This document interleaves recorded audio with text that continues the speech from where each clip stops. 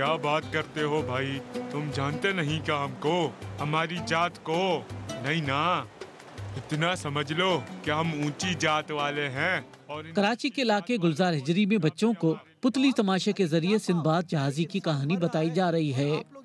कठपुतली दास्तान गोई का मौसर जरिया रही है। अब इसके जरिए बैनुल मज़ाहिब हम आहंगी का सबक दिया जा रहा है। तो हमने बच्चों को उन ताजिरों और उस सिंदबाद के ज़रिए मैसेज दिया है कि मज़हब की अहमियत ज़्यादा नहीं है, इंसानियत की अहमियत ज़्यादा है। अगर कोई मुश्किल में है, कोई परेशानी में है, तो आप ये नहीं देखेंगे कि उसका मज़हब क्या है, आप देखेंगे कि वो इंसान है। ये सोचकर आप उसकी हेल्प करेंगे। तुम लोग जब पैदा हुए थे तो तुम्हें पता था कि तुम किस जात से हो? बताओ। माशरे में मजहबी शिद्दत पसंदी ने जहाँ दीगर फनून लतीफ़ा को मुतासिर किया, वहाँ पुतली तमाशा पर भी उंगलियां उठाईं। लेकिन फनकार और पुतली तमाशे के शायकीन गलियों में इस फन को बचाने की जुस्तजू में हैं।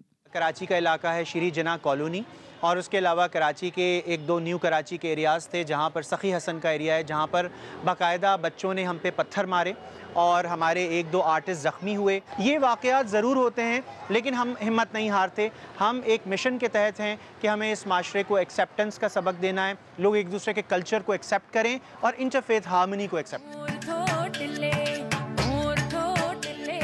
दौर जदीद के आलात ने भी बच्चों को ज्यादा मतवजह किया है, लेकिन उनके बड़े अब भी पुतली तमाशे को नसीहत और तालीम का मौसर जरिया समझते हैं। मैंने पहले भी देखा है, तो इस वजह से मैं अपने बच्चों को दिखाने लाई थी। इन लोगों को नहीं पता था पुतली तमाशा क्या होता है। बच्चे दरअसल मोबाइल में इतना इन्वॉल्व हो गए ना, ये चीज़ें इन लोगों को पता ही नहीं है। अगर फेस्टिवल्स लगते हैं और ये चीज़ें दिखाते रहें तो बच्चों को भी नो हाउ होगा कि ये क्या चीज़ है।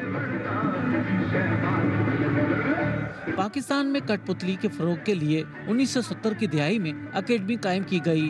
पाकिस्तान टेलीविजन भी इस फन से मुस्तफीद हुआ, लेकिन वक्त गुजरने के साथ साथ ये चंद शहरों और चंद तकरीबात तक महदूद हो गया है।